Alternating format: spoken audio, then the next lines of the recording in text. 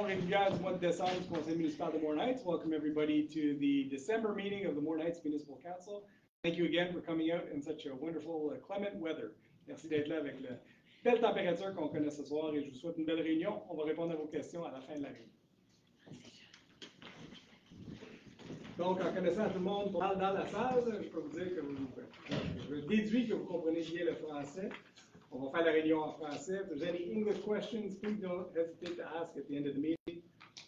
And we will answer to the best of our ability. Donc, membres du conseil, vous avez pris connaissance de l'ordre du jour avec un avis, M. Lépine, c'est bien ça? Oui, non, il est transmis. Déjà transmis. Transmis, ok. Qui propose l'adoption de l'ordre du jour? Je propose, M. Lépine. M. McLaurin propose, on est d'accord? Oui.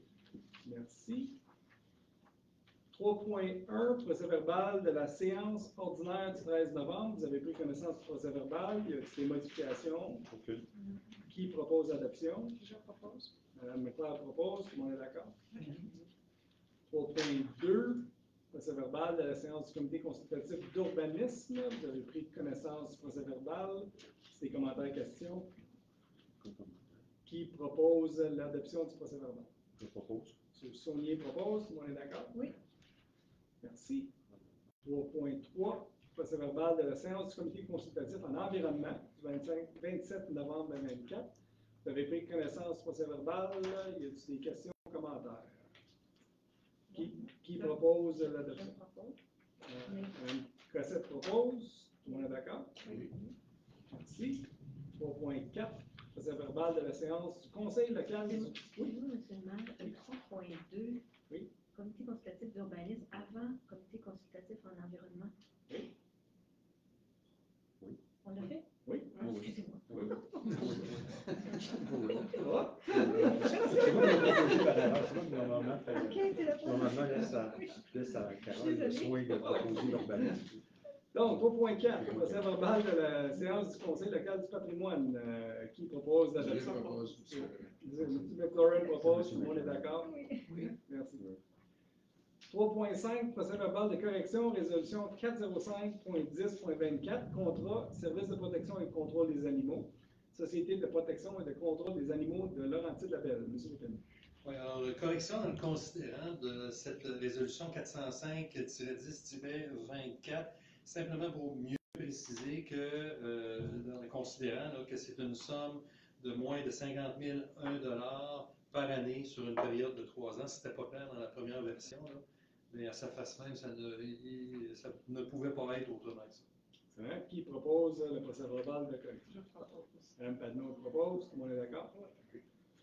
3.6, deuxième procès-verbal de correction, règlement 755-2024, modifiant le règlement 567-2019 sur le comité consultatif de l'environnement et le règlement 622-2021 sur le Conseil local du patrimoine afin de préciser les dispositions relatives à la rémunération des membres qui ne sont pas des élus du conseil municipal, ainsi que les normes d'éthique et de déontologie qui leur sont applicables. Oui. M. Lépine. Alors là-dessus, donc, une correction, en fait, dans le projet, la version du projet de règlement, il était prévu de retirer 2 mots à l'article 23 du règlement sur le Conseil local du patrimoine, les mots permanent et. Alors, dans la version finale, ça ne s'est pas retrouvé, mais c'est une correction qui va de soi, puisque le but précis de ce règlement-là, c'est d'offrir une rémunération aux membres qui ne sont pas des élus du Conseil. Excellent. Qui propose le procès-verbal de Je propose, M. M. McLaurin propose. Tout le monde est d'accord? Oui. Oui. Merci. 4.1, rapport sur le suivi des dossiers, c'est pour dépôt. Y a-t-il des questions? Non. Rapport sur l'utilisation des pouvoirs délégués, également pour dépôt. Y a-t-il des questions? Non. Ça va.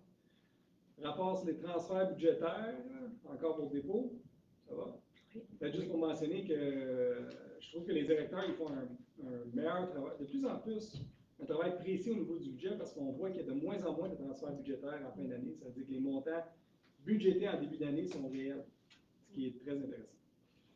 5.1, bordereau de dépenses. Monsieur le maire. J'ai revu le bordereau de dépenses pour la période du 1er novembre au 30 novembre au montant de 1 162 215 $.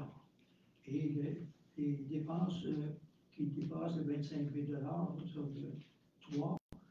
Beneva, 25 099, comme à chaque mois.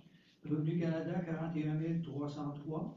Et Revenu Québec, 87 451. Et j'en recommande l'adoption. C'est tout recommandé par M. le maire. Tout le monde est d'accord? Oui. Merci. 5.2, état des activités financières. M. Lepine. Oui, alors on arrive donc au terme de l'exercice financier 2024. On vient d'en parler en séance extraordinaire un peu de l'état des finances de la municipalité pour 2024. Disons que ça s'annonce plutôt bien à ce stade-ci. On fera très attention. Le seul écueil qui peut nous guetter d'ici la fin de l'exercice, c'est évidemment les opérations de déneigement, la fréquence des opérations de déneigement. Donc, ils peuvent avoir une incidence sur les finances de la municipalité. Mais par contre, je veux quand même souligner que du côté des revenus provenant des mutations immobilières, ça s'annonce plutôt bien. Donc, on a déjà dépassé la prévision d'1,7 million. Et si la cadence se maintient, on vient d'avoir les chiffres qui ne sont pas inscrits dans les états au 30 novembre, mais on se dirige vers le 2 millions. Là, on doit être capable d'atteindre 2 millions de dollars d'ici la fin de l'exercice. C'est évidemment très intéressant. On avait prévu combien encore? 1,7. 5.4.1, adoption règlement 766-2024 sur les taxes, tarifs, frais de services et compensations pour l'exercice financier 2025. Je demande à M. Lépine de faire un petit résumé, s'il vous plaît. Oui, alors l'adoption de ce règlement fait évidemment suite à l'adoption du budget et du programme triennal d'immobilisation. C'est le règlement cadre de l'ensemble des taxes et des tarifs de la municipalité. C'est là, évidemment, qu'on va venir préciser que la taxe foncière générale pour l'exercice 2025 sera de 49,58 sous pour chaque tranche de 100 $ d'évaluation. Et évidemment, toutes les taxes de secteur, les taxes spéciales sont précisées également. Le tarif des matières résiduelles, on l'a mentionné tout à l'heure. Les matières résiduelles, par contre, pour les immeubles non résidentiels, il y a une nouvelle grille tarifaire imposée par la MRC qui, elle, est introduite dans ce règlement-là. Et je signalerai au passage, M. le maire, que l'autre nouveauté intéressante dans ce règlement, c'est que les contribuables vont pouvoir dorénavant payer leur compte de taxes en 6 versements au lieu de 4, donc à compter de l'exercice financier 2025. C'est vrai? Merci beaucoup. Donc, qui propose l'adoption du règlement sur les taxes, tarifs et frais de service? Je propose. Mme Cossette propose. Tout le monde est d'accord? D'accord. Oui. Merci. 5.4.2, calendrier 2025 des séances du conseil municipal. Donc, les séances seront le 15 janvier, le 12 février, le 12 mars, le 9 avril, le 14 mai, le 11 juin, le 9 juillet, le 13 août, le 10 septembre. Et vous allez voir un changement ici, c'est le 1er octobre. Le raisonnement en arrière de ça, c'est que si vous suivez un peu la politique municipale, il y a une élection le 5 novembre et les municipalités n'ont pas le droit de siéger un mois avant l'élection. Donc, on veut s'assurer de régler les derniers dossiers pendant qu'on est capable encore de siéger. Les deux autres réunions vont être le 12 décembre et le 10 décembre. Donc, on continue avec le deuxième mercredi du mois pour les gens qui sont habitués. On ne bousculera pas vos habitudes. Qui propose les réunions? Mme Patnaud propose. Tout le monde est d'accord? Toutes ces belles dates-là, c'est le deuxième mercredi du mois. Exact. À part le 1er octobre. 5.4.3, dépôt d'intérêt pécuniaire des membres du conseil. Donc, M. Lépine, vous déposez. Oui, la déclaration d'intérêt pécuniaire de l'ensemble des membres du Conseil, conformément à l'article 357 de la loi sur les élections et les référendums dans les municipalités. Merci beaucoup, c'est pour dépôt. 5.4.4, nomination des maires suppléants pour 2025. J'espère qu'ils vous ont consulté en caucus, parce que je n'étais pas là, que les dates marchent pour vous autres. Mais on fait comme d'habitude, les gens prennent les mêmes 2 mois qu'il y avait avant. Tout le monde est d'accord avec ça? Oui. Oui. Qui propose l'adoption des maires suppléants pour 2025? Propose. Le maire propose, tout le monde est d'accord? D'accord. 5.4.5, dépôt, rapport périodique sur les activités d'investissement. Donc, comme à chaque mois, M. Lépine nous dépose son rapport. Y a-t-il des questions? 5.4.6, mandat des procureurs de la municipalité à la Cour municipale pour l'année 2025. M. Lépine. Alors, cette résolution vise à renouveler le mandat des procureurs de la municipalité à la Cour municipale. Donc, pour le prochain exercice financier, ce sont les avocats du contentieux de la municipalité, la société PFD Avocats. Alors, les honoraires là, qui varient de 135 à 150 $ l'heure, c'est évidemment c'est dans pris pour les actes qui doivent être posés. Si certains se posent la question, là, que font les procureurs à la cour municipale? Ben, quand on représente la municipalité, c'est lorsque, par exemple, une personne conteste un constat d'infraction devant la cour municipale. Évidemment, la cause est entendue devant la cour et ce sont les procureurs qui représentent la municipalité dans ces situations. Qui propose de donner le mandat à PFD avocat? Mme Patnaud propose. Tout le monde est d'accord? Oui. Merci. 5.4.7, autorisation de publication d'un avis de droit de préemption pour les lots 3 206 431 et 3 206 430. Juste pour orienter les gens, on parle des lots qui sont adjacents au terrain de pickleball. Ça veut dire qu'il y a deux maisons qui sont adjacentes, mettons, entre le corridor aérobique et le terrain de pickleball. Si jamais ces gens-là veulent vendre, la municipalité serait intéressée de leur faire probablement une offre en premier pour essayer de minimiser les nuisances dues au pickleball et les autres activités dans le parc. On met nos droits de préemption là-dessus, mais pour l'instant, je ne pense pas qu'ils sont à vendre, mais on veut se prévaloir de ce droit-là. Donc, qui propose l'avis de droit de préemption? Propose. M. Saunier propose. J'avais proposé. Tout le monde est d'accord? Mhm. Merci. Je vais regarder vers la droite, oui, je ne présente pas. Ouais. 6.1, rapport mensuel du directeur d'incendie. Vous avez pris connaissance? Oui. Pas de questions? C'est Mme McLeod. Ça va? Rapport mensuel du service de la sécurité du Québec, de Sûreté du Québec, excuse-moi, y a-t-il des questions? Non. Ça va. 6.3.1, embauche d'un pompier junior. Oui, alors, au service de sécurité publique et incendie, il y a une démission d'un pompier. Évidemment, conformément aux politiques en vigueur et à la convention collective des pompiers, nous avons procédé à un appel de candidature pour combler le poste. C'est un poste de pompier à temps partiel et sur appel. Donc, le comité de sélection a retenu la candidature de M. Alexis Marsan et vous en recommande l'embauche. Parfait. Mme McLeod, est-ce que vous proposez l'embauche de M. Marcy? Proposé par Mme McLeod, tout le monde est d'accord? Oui. Merci. 6.4.1, facturation aux municipalités desservies par les services de la Sûreté du Québec. Celle-là, je vais la lire parce que c'est quand même important. Donc, considérant que les municipalités desservies par la Sûreté du Québec viennent de recevoir leur facture pour l'année 2025, considérant que la moyenne des augmentations annoncées s'est établie à 6,47 %, mais que les hausses pour plusieurs municipalités sont beaucoup plus importantes, voire considérables. Notre cas, c'est 8 %. Considérant que la facture 2025 marque la fin de la période transitoire pour mener un partage de 50-50 de la facture pour les services de la Sûreté du Québec entre le gouvernement et les municipalités, une période caractérisée par l'établissement d'un plafond d'augmentation à 7 % et d'un plancher à 2 %. Considérant que les négociations de la nouvelle formule en 2019, lors des négociations, excusez-moi, de la nouvelle formule en 2019, les autorités du ministère de la Sécurité publique avaient assuré à ses partenaires municipaux que les augmentations seraient d'environ 3 % par année une fois la période transitoire terminée et que cette formule mettrait le monde municipal à l'abri des hausses de la nature de celles qui sont annoncées en 2025.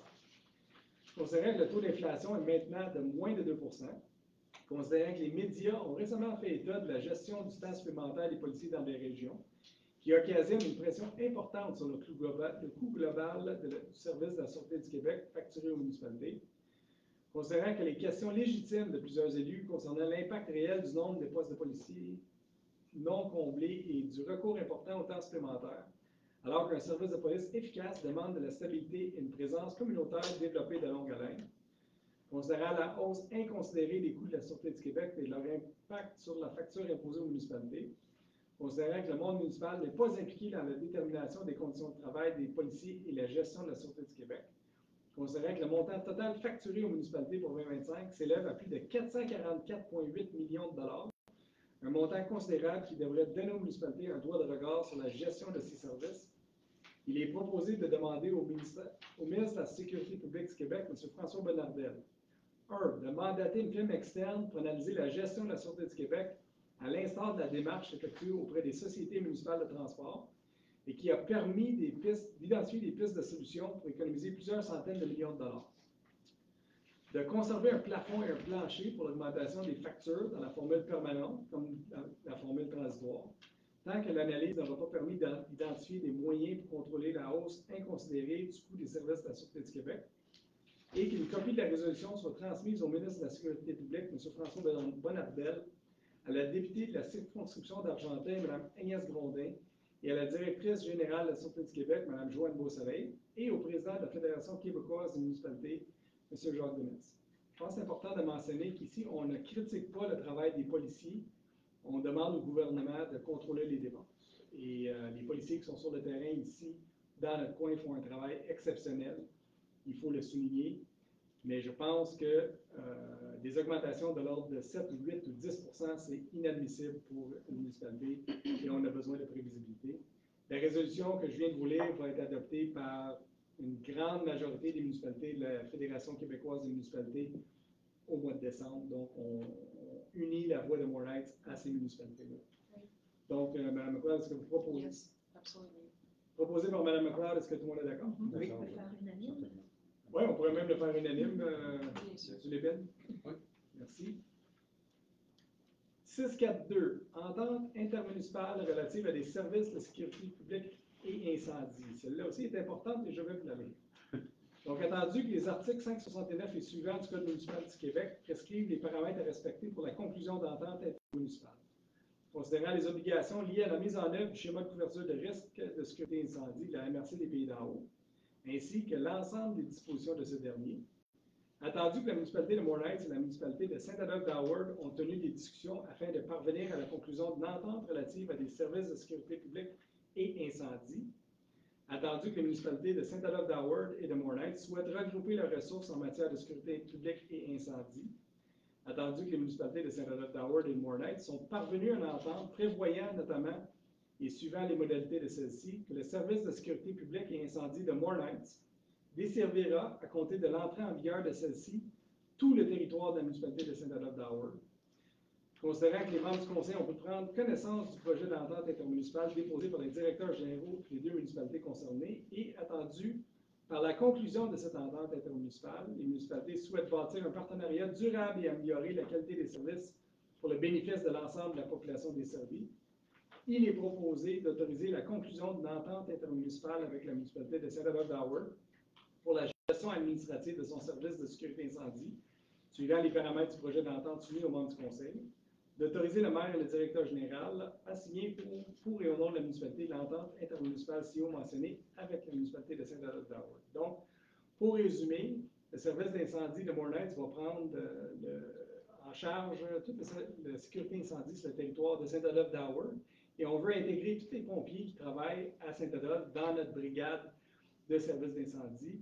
On pense qu'ensemble, on est plus fort et c'est un souhait du ministère de la Sécurité publique de diminuer de la moitié les services d'incendie des municipalités. Et on pense que c'est vraiment positif pour les deux municipalités de le faire à leur gré plutôt que de se le faire imposer.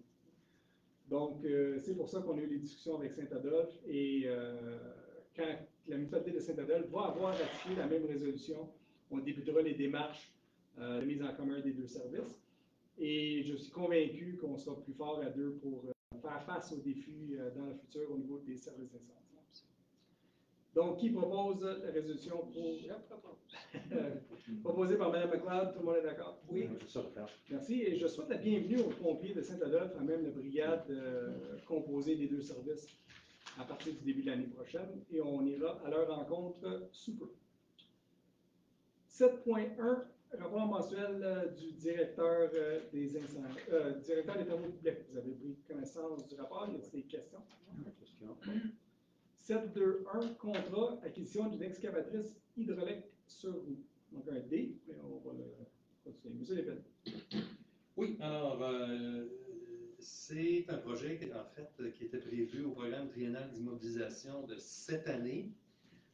L'estimé des coûts du contrat pour l'acquisition d'une excavatrice hydraulique sur roue 10 tonnes, année 2023-2025, donc a été fondé sur une étude sommaire d'état du marché pour ce type d'équipement.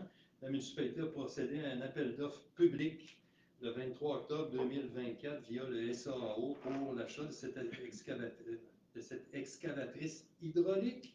Évidemment, les dispositions du règlement sur la gestion contractuelle en la matière ont été respectés et suivis.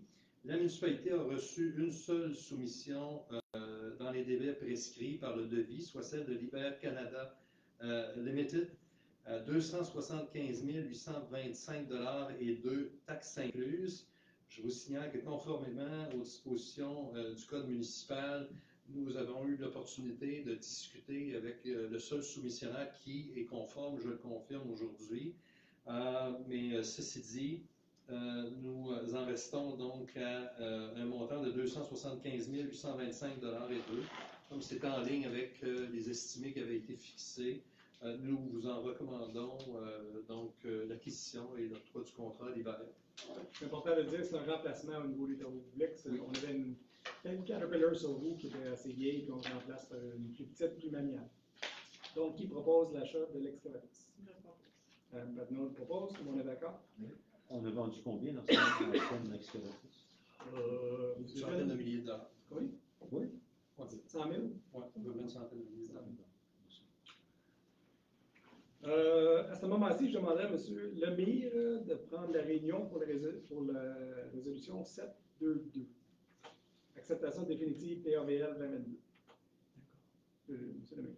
Alors, l'acceptation définitive, pas PAVL 2022.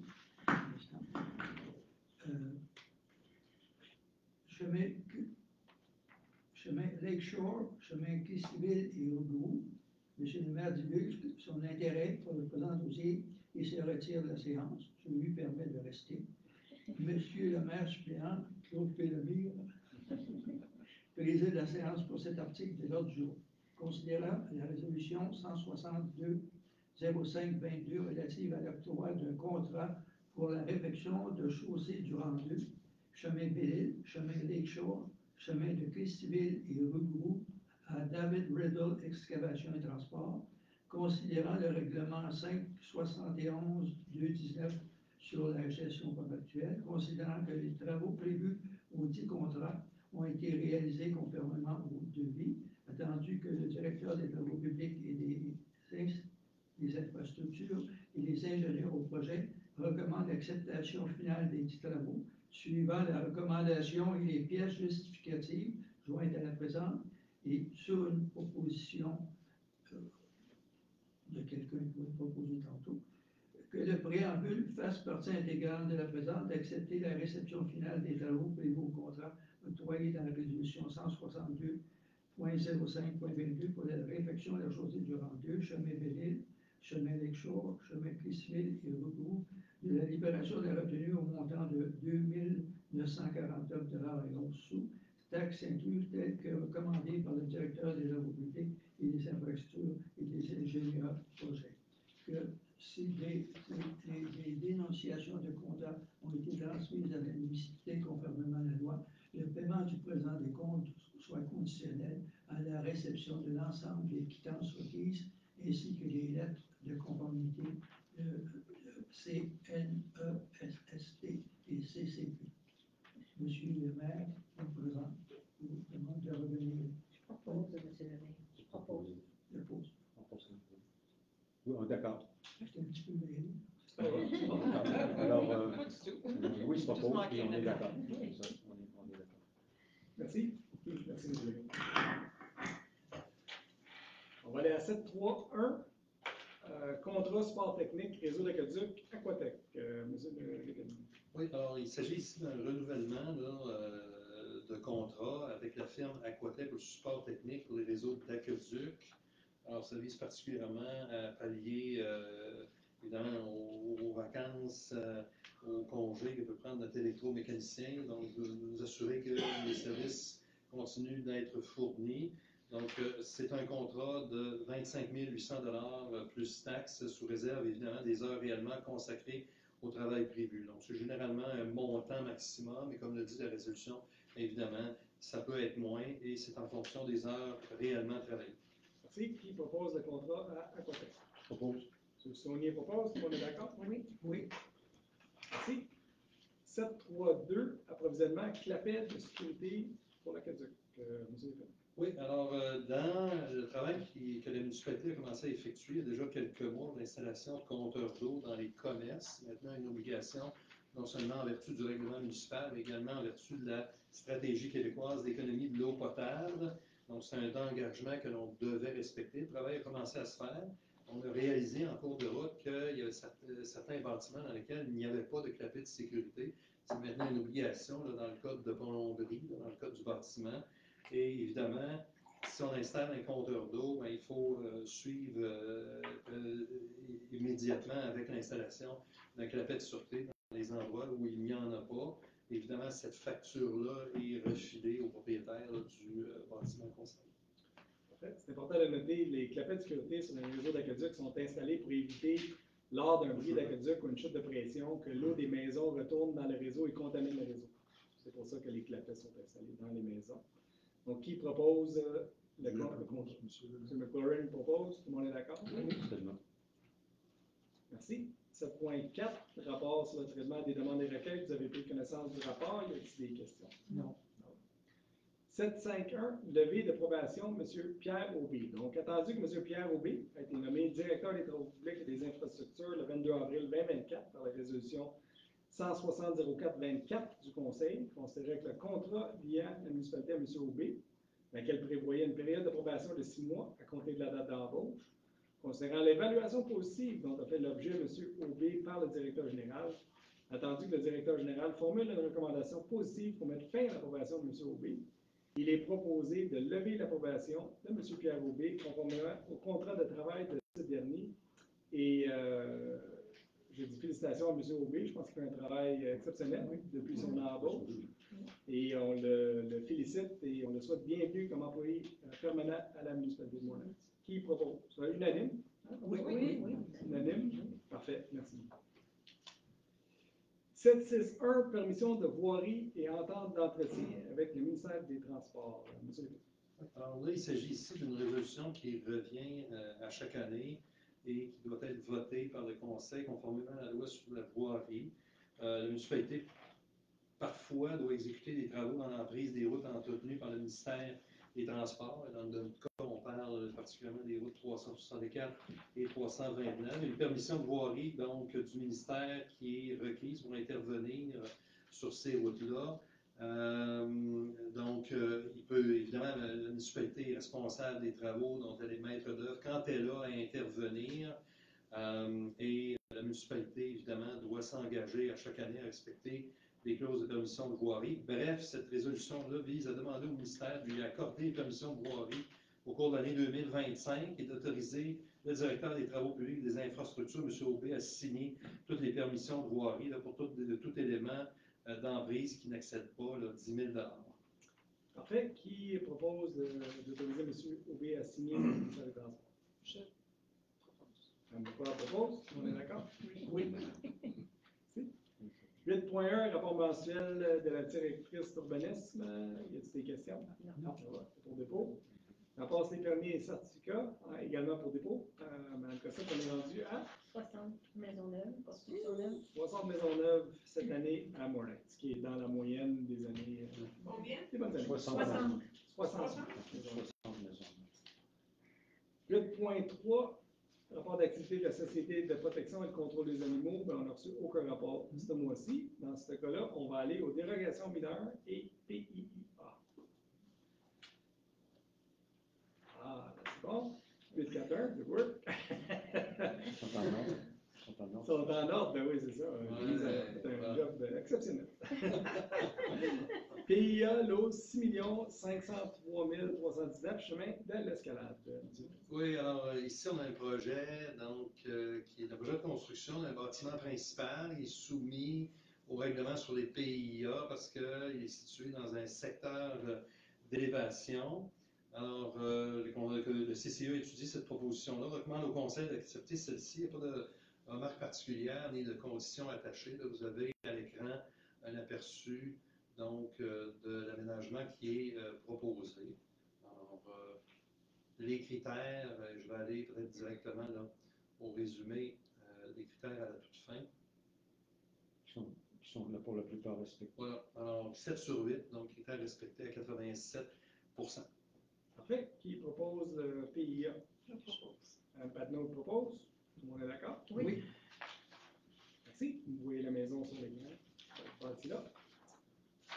842, dérogation mineure, 99, chemin du lac Noiret. Monsieur Lépine. Alors ici, donc on a une demande de dérogation mineure à l'implantation d'un abri à bois en cour avant, alors que la réglementation en vigueur exige que l'implantation soit dans la cour latérale ou arrière. Alors, dans ce dossier-là, donc on parle d'implantation projetée. La réalité, c'est que l'abri à bois se trouve déjà donc en place et il a été installé en cour avant. Alors, le comité consultatif d'urbanisme, lui, a étudié cette demande-là et en recommande donc le refus. D'abord parce qu'il s'agit d'une demande là, qui a un caractère plus majeur à la dérogation qui est requise. Le CCU considère également, et ça fait partie de l'analyse, qu'il y avait d'autres possibilités d'implantation ailleurs sur le terrain.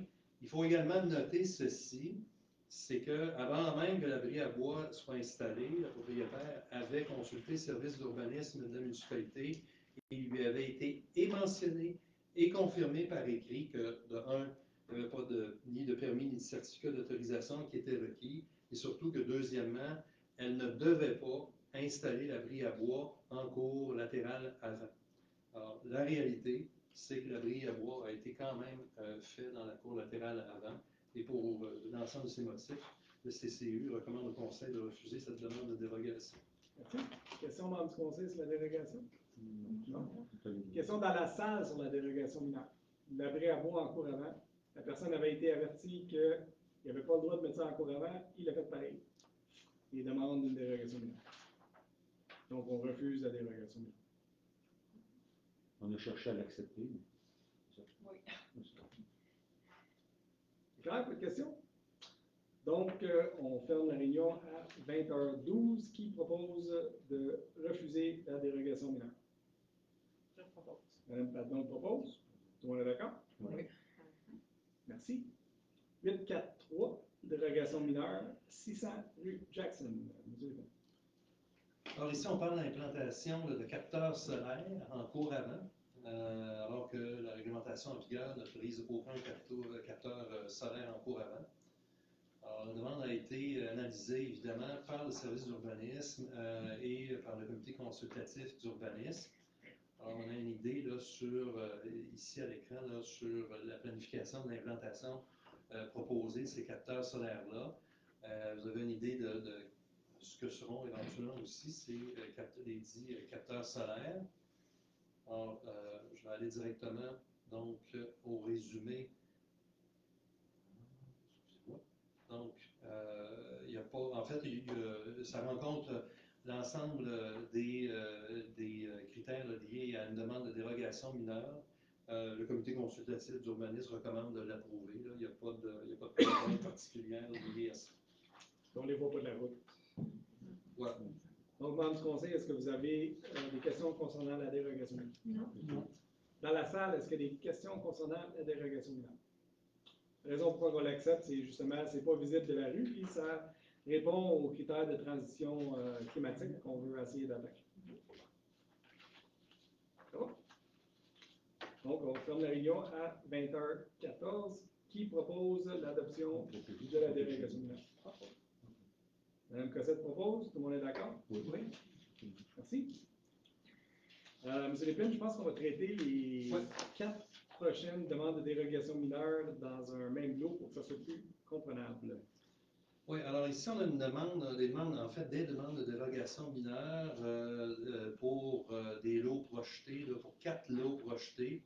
Dans le lot 3 738 077, c'est un lot qui est situé sur le rang 4. Donc, des demandes qui sont liées à la profondeur minimale, qui impliquent les angles de raccordement, la forme irrégulière. Et évidemment, donc, ça a été analysé en bloc par le comité consultatif d'urbanisme. Il y a plusieurs éléments de dérogation mineure qui sont notés, qui ont été notés à la fois dans l'analyse et évidemment le comité consultatif d'urbanisme en a tenu compte. Maintenant, le CCU considère que ces demandes-là sont trop nombreuses et ça en fait ultimement une demande qui devient un peu plus majeure. Autrement dit, 4 lots pour cette portion de l'eau-là qui est proposée semble beaucoup trop importante et impliquer beaucoup trop d'éléments dérogatoires pour pouvoir être jugé acceptable, ce qui fait que le CCU recommande globalement le rejet des demandes de dérogation mineures liées au bloc, en fait, les blocs, les lots 1, 2 et 3, et recommande une acceptation pour le lot 4, là, qui lui concerne plus particulièrement donc des distances de profondeur calculées. Là, et dans ce cas-là, on parlait d'une ligne latérale droite de 53,34 mètres, alors que la réglementation en vigueur exige une profondeur minimale s'appliquant aux 3 distances de 60 mètres. Alors, le CCU est prêt à recommander l'acceptation de cet élément-là. Donc, c'est le lot 4 qui est visé. Et pour ce qui est des 3 autres, le CCU donc recommande le rejet. Je pense que c'est important de noter ici que la demande initiale, c'est de prendre le lot 3 738 077 et le subdiviser en 4. Okay, ça, c'est la prémisse de départ. Et puis, ce qui est possible de faire, selon le CCU, si j'ai bien compris, c'est probablement 3 lots à place de 4 lots. Donc, les 3 premiers demandés seraient acceptables à 2 lots et non 3. C'est pour ça qu'on rejette les 3 premiers. Le 4e serait acceptable avec certaines conditions. C'est bien ça, M. Lépine? Oui. Donc,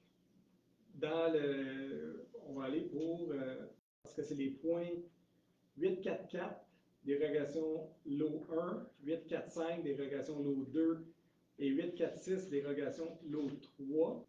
Ces 3 dérogations mineures-là seraient refusées. Et le 847, la dérogation mineure demandée pour le lot 4, serait accepté avec condition. OK? Ces questions, membres du Conseil, sur ce point-là? Non. Dans la salle, est-ce qu'il y a des questions sur ces 4 points-là? Ça va? Qui propose de rejeter les 3 premiers dérogations mineures et d'accepter le 4e? Je propose. Mme McLeod propose. Tout le monde est d'accord? Oui. C'est bien compris au niveau des proposeurs? Parfait. Merci. On va aller à 848. Dérogation mineure, lot projeté 6 640 861, rue du Bastion. Oui, alors dans ce cas-ci, donc, on est à la rue du Bastion, lot 6 640 861. Et encore une fois, à l'instar de ce qu'on vient de traiter, on va traiter les 2 prochaines demandes qui, en fait, forment un tout, là.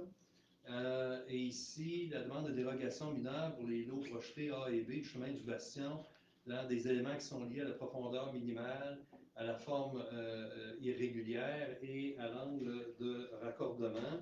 Donc, encore une fois, le CCU a étudié cette demande-là et donc recommande au Conseil, c'est moi une petite seconde pour être certain, donc une acceptation, là, mais avec des diverses conditions là, qui sont reliées à cette demande-là. En gros, on veut prendre le lot qui existe, là, vous le voyez ici à la gauche, j'ai ma main ici là, qui vient entourer, ça c'est l'existant, et ce qui est proposé, c'est de le subdiviser en fait en 2 avec le lot A qui est de ce côté-ci et le lot B, mais plutôt avec une recommandation, là, et je vous amène exactement ici. Celui-là. Alors, avec la ligne jaune, c'est la précision, c'est les conditions là, qui sont attachées par le CCU à ça. Au lieu d'avoir la ligne rouge dans le bas, ben, on aurait plutôt une ligne jaune ici. Donc, on aurait un lot qui nécessiterait moins d'éléments dérogatoires. Les superficies, M. Lépine, de chaque lot, est-ce qu'on est capable de faire un zoom juste pour. Je ne travaille pas avec le Ah, excuse. Affichage. Ce qu'on a Affichage de- en haut à gauche. Ce dont on parlait, c'est les lots verts, orange et jaune. Zoom avant. Non, oui. À gauche, zoom avant. Finalement, c'est la ligne. On déplace la ligne du point rouge vert à jaune. Ouais. Donc, les deux lots sont, l'un de 11 000 m² et l'autre de 10 000. Donc, ils respectent le superficie au zonage. Exact. Donc, c'est juste la forme des lots. Donc, on demande aux propriétaires de changer la ligne verte-rouge pour une ligne jaune pour délimiter les deux lots. À ce moment-là, la petite portion doit faire partie duquel? Ça va faire partie du B. Du B. Du B? D'accord. Ça va? Alors, les conditions, là, si vous me permettez de les rappeler, là, c'est donc une des trois distances de profondeur calculées d'1,22 m. Donc, d'une forme irrégulière, alors que la réglementation en vigueur exige que la forme soit régulière. Donc, conditionnellement, à ce que le lot projeté soit modifié de façon à ce que la distance de profondeur, la ligne latérale droite, soit continue et conforme à la réglementation. Donc, c'est ce qu'on vous expliquer avec la ligne. Voilà. Donc, membre du conseil, est-ce que vous avez des questions sur la dérogation mineure 8.48 ou 8.49? Ça va? Dans la salle, est-ce que vous avez des questions sur ces deux dérogations mineures? Ça va? Donc, qui propose les deux dérogations mineures pour le lot projeté 640-862? Monsieur Lemay propose. Tout le monde est d'accord? On peut dire où la rue du Bastion se trouve? En face de la rue Perry. C'est ça. 329. C'est ça. C'est la portion est de la rue Perry. Donc, Moi, je suis d'accord. prochain. Parfait, tout le monde est d'accord? Oui. Oui. 8.4.10, dérogation mineure, 39 rue du Jardin. Alors, dans ce cas-ci, donc en zone RV30, on a une demande de la marge latérale droite d'un bâtiment principal est à 4,44 m, alors que la réglementation en vigueur exige une marge latérale minimale de 4,5 m.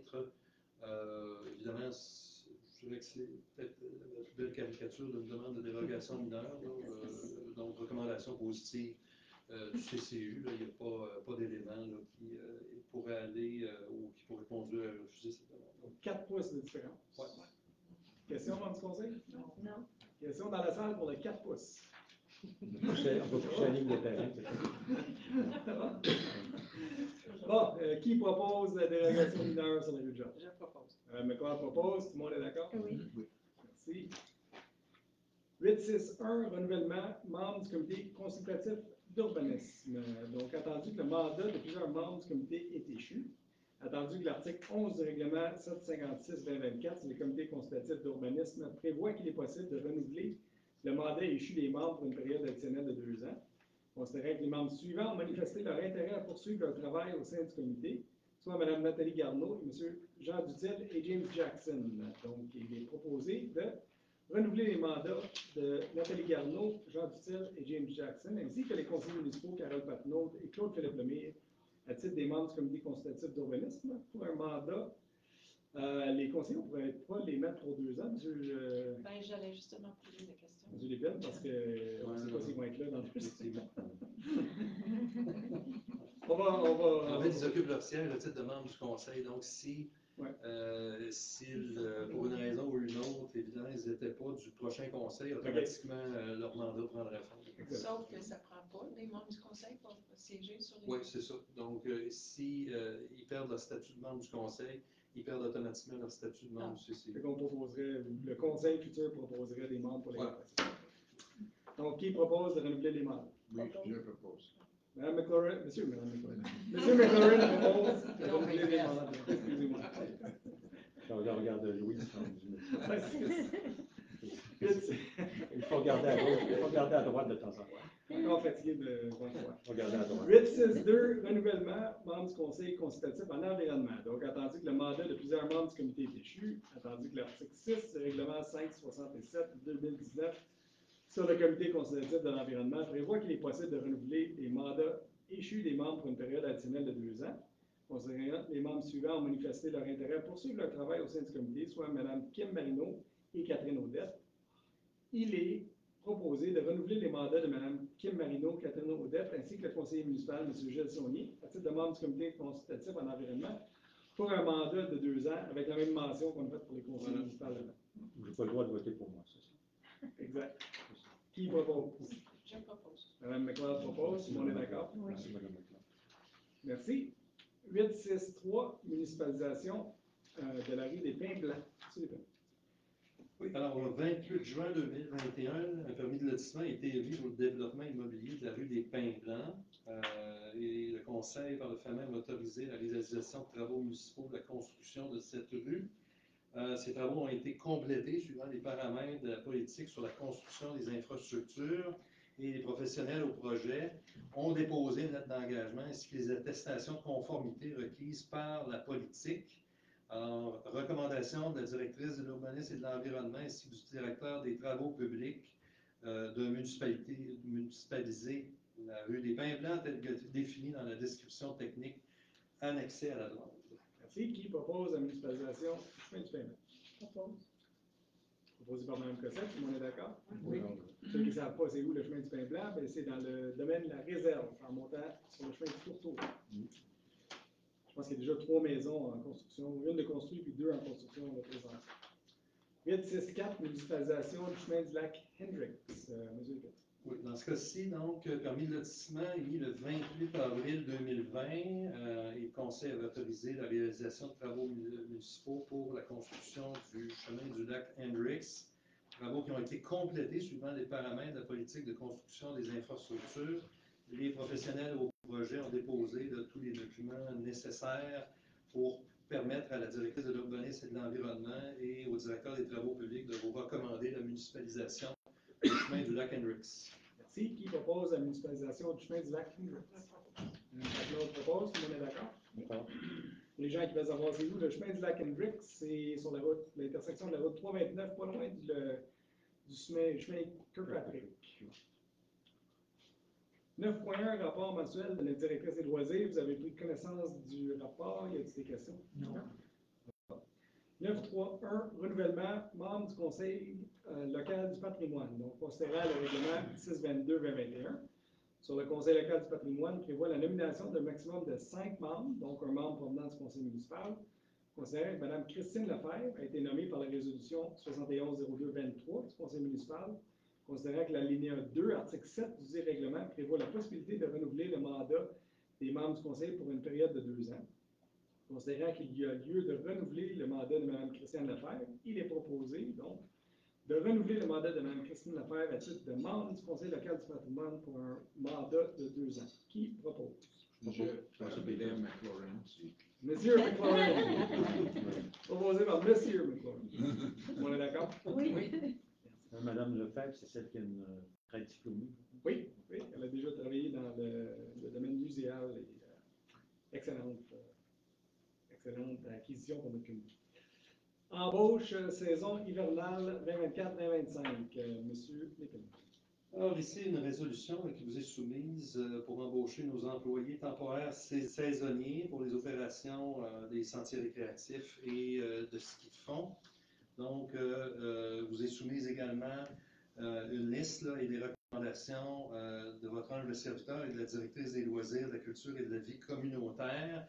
Beaucoup de ces employés, évidemment, sont, en fait, la majeure partie de ces employés-là sont en renouvellement et en bloc cette année. Donc, on vous propose d'autoriser ces embauches-là.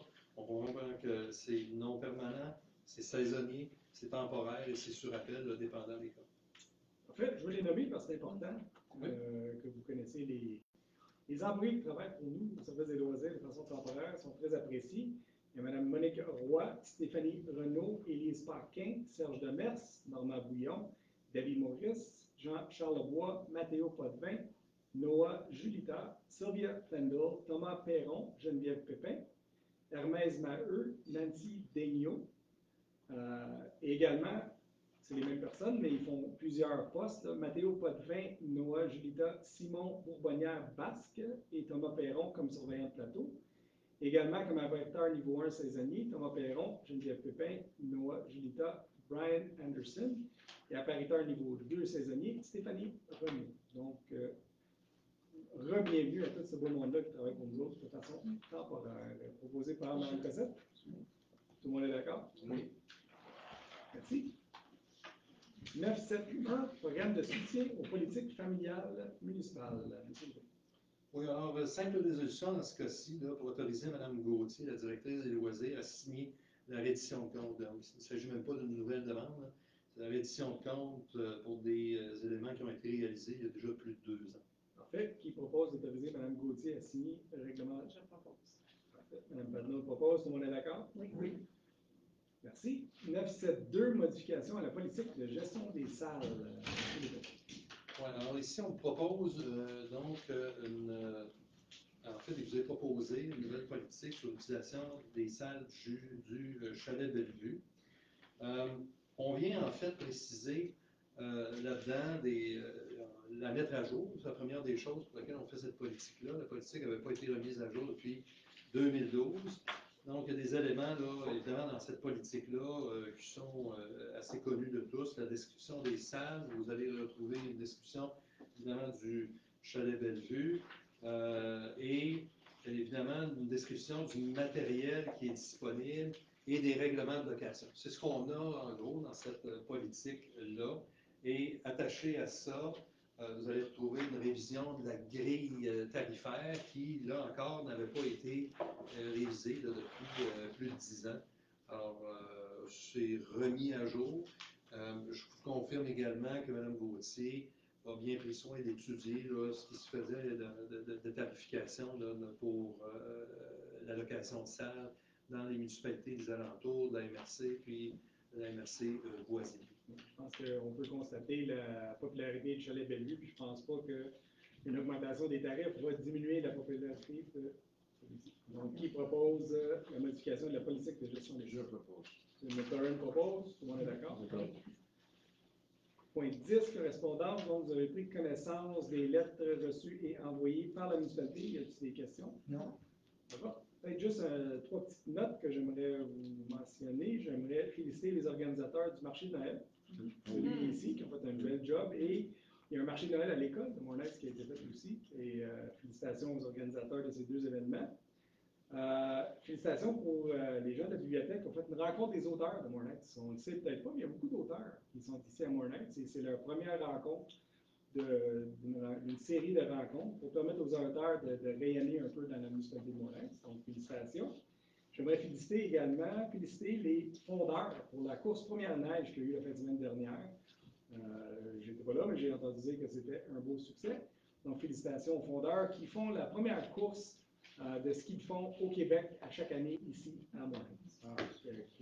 C'est un gros succès pour les fondeurs.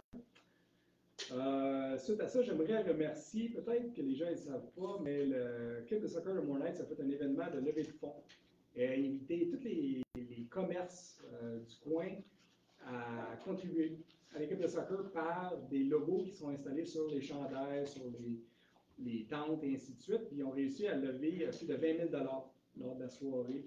Donc, félicitations à FC Mornex, puis félicitations aux commerces qui investissent dans nos jeunes à Mornex. Je trouve que c'est merveilleux de la manière qu'ils participent à ça. Donc, bel job à tout le monde qui a travaillé là-dedans. Donc, à ce moment-ci, j'aimerais souhaiter à tous et à toutes un joyeux Noël, de joyeuses fêtes, parce que je ne pense pas qu'on va se voir avant ça, et de la santé. C'est ça qui est le plus important. Donc, Merry Christmas, everybody. Happy holidays. Lots of health, happiness, and a wonderful 2025. Merci aux membres du conseil pour notre travail au courant des 3 dernières années. Il nous en reste une, ça passe vite. Et merci à tous et joyeuses fêtes à tout le monde. Merry Christmas to everybody and Happy New Year. Donc, Monsieur Lemay. Ah non, il faut faire la période des questions. Je veux vite, mon enfant. Y a-t-il des questions? Je m'en allais à Noël tout de suite. Yes, Dr. Commissioner. The criteria that's used to approve or not the derogation, thinking exactly the very first one where you had the variety of criteria, are those criteria weighted in any way? Are they In which weighted? some are given more importance than others? I'd say no. I'd say they're evaluated equally. You know, and if a Should they be? majority of criteria are met, normally the derogation is approved unless one is so bad that it becomes a non-minor derogation. You know what I mean? There's the one there with, I think it was Jackson, I think the only one that wasn't respected was something to do with the natural environment. Well, actually, the one on Jackson was a woodshed that somebody put in the cour avant. No, c'est. No, Oh, c'est sorry, I pas made a ça. mistake. Les écrans solaires. Oh, the one, oh, sorry. Solar, yeah. Yeah, Solar the panels. first one, yeah. Yeah, Panneaux solaires. the one with the, No, not the woodshed, the one before. the sun panels, is that it? No, Jackson No. is, That's the one on Jackson. was it Jack? No, it was the first one. l'escalade. First You one had is it up there, l'escalade. Okay. There, there. Let's go ahead, yes. Okay, okay. Yeah, so 7 out of 8 criteria were respected. The only one that wasn't respected was the topography, Tu dis, because the lot is, has a slope. But the building is well integrated into the slope, even if the topography is not respected. But should some criteria be weighted more than others? Well, I think the CCU makes sure that the general notion of a minor derogation is respected. You know, that's, it's something that's subjective, and the CCU has the power of recommendation to council. Council can always say yes or no on the recommendation.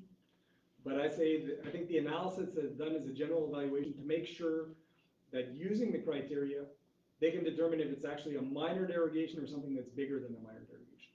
I'm thinking specifically of a couple of new buildings I've seen recently in the area I've lived, where people have a very, very large lot. Yeah. And they have an extremely long driveway. Right.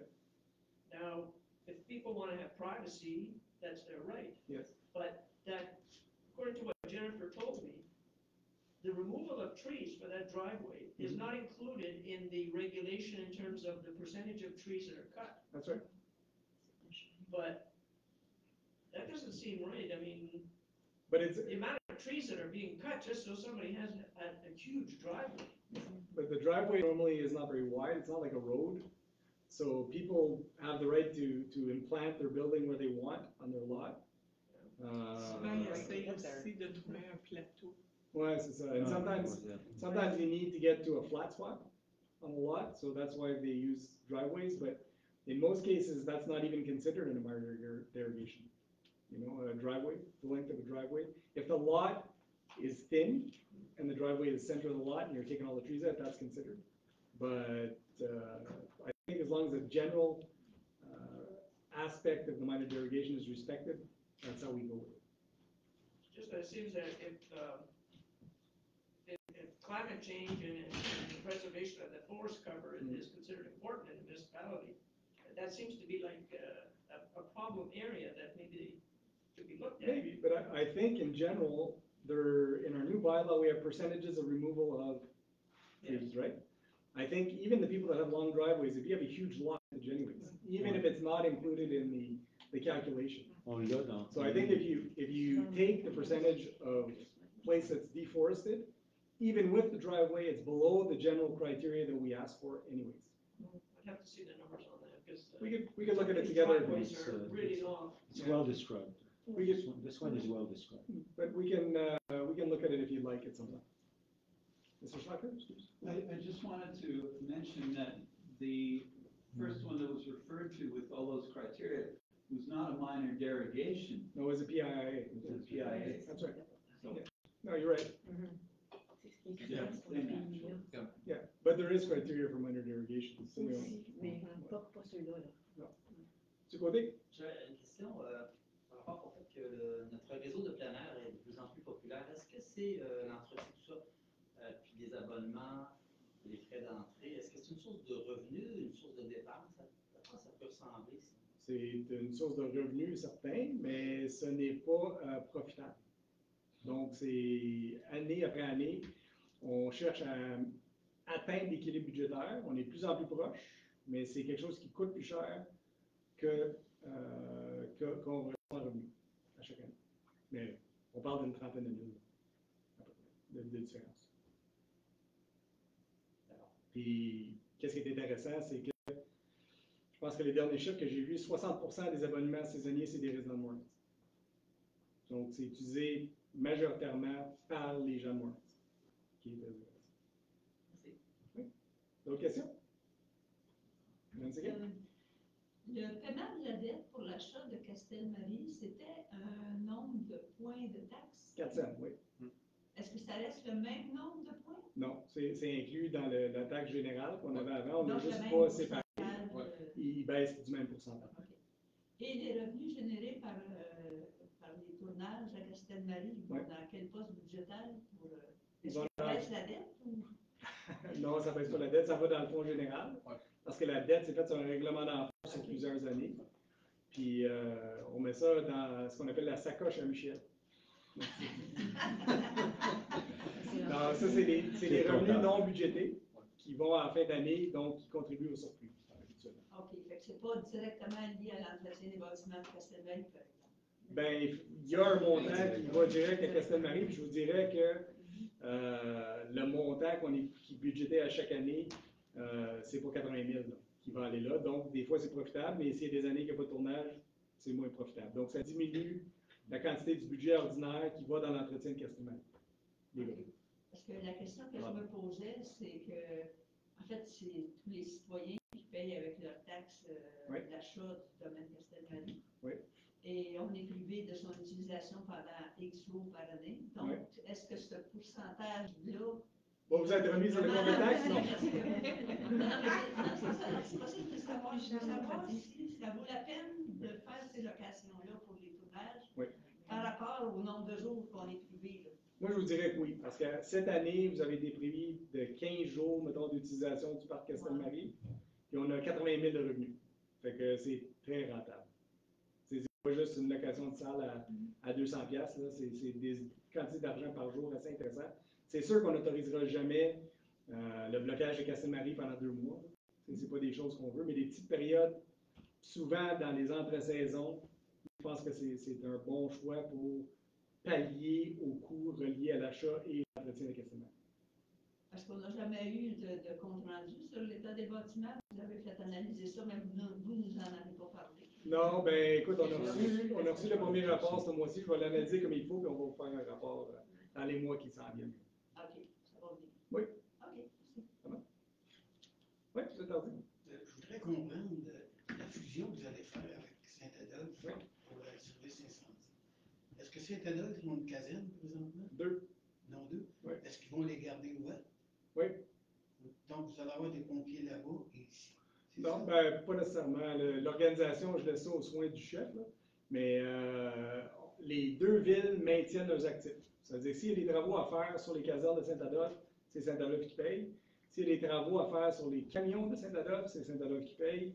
Et nous, on s'occupe de tout ce qui est staff, gérance, s'assurer qu'on respecte les 2 villes, le schéma de couverture de risque, les chefs, les adjoints, et ainsi de suite. Toute l'administration du service se fait par nous. Et c'est sensiblement la même entente qu'on a faite de façon temporaire quand il n'y avait pas de chef. C'est ça, mais un petit peu plus. Ça veut dire que les pompiers de Saint-Adolphe vont être intégrés à même notre syndicat. Ils vont avoir des bonifications de leurs conditions de travail en fonction des mêmes que nous autres. Et ils vont être là-bas. C'est un grand service. Moi, je ne peux pas vous dire qui va être où puis comment ça va être géré. C'est le chef qui va décider qui va où. Là. Mais nous, on a des obligations envers Saint-Adolphe pour respecter le schéma de couverture de risque. Donc, les pompiers vont être placés en fonction de ce respect-là. Je me demandais si ça vient tout de suite. Saint-Adolphe, c'est grand. Oui, c'est grand. Mais je pense qu'on a déjà fait l'exercice de l'analyse. C'est profitable, honnêtement, au niveau financier, c'est profitable les 2 nous autres. Fait qu'il y a des diminutions de coûts pour les 2 municipalités. Puis en plus, on ajoute la garde en caserne à temps plein, qui est un besoin qui va être demandé par le ministère de la Sécurité publique de toute façon. Bon? Oui? Est-ce que vous planifiez avoir une caserne où il va y avoir des lieux de résidence pour les pompiers pour se loger? Pour se loger comme des appartements? Oui, comme on voit dans les casernes, non. dans les grandes agglomérations. Non, ce qu'on prône, c'est qu'il va y avoir des locaux pour les pompiers qui sont en garde interne à même l'hôtel de ville. Donc, si vous connaissez l'ancienne salle du conseil, ça va être transformé en lieu pour les pompiers en garde interne. Mais on ne prévoit pas des résidences. Quand on a acheté Castelmarie, une des idées qu'on avait, c'était de louer des petits chalets aux pompiers qui ne trouvaient pas de logement accessible sur le territoire. À date, on n'a pas de demande. Donc, les pompiers, ils n'ont pas fait de demande, les pompiers qui arrivent ici n'ont pas besoin à date de ça, mais c'est encore quelque chose de possible. Notre contremaître des travaux publics réside sur les lieux, qui est un grand atout pour éviter le vandalisme puis protéger un peu le territoire.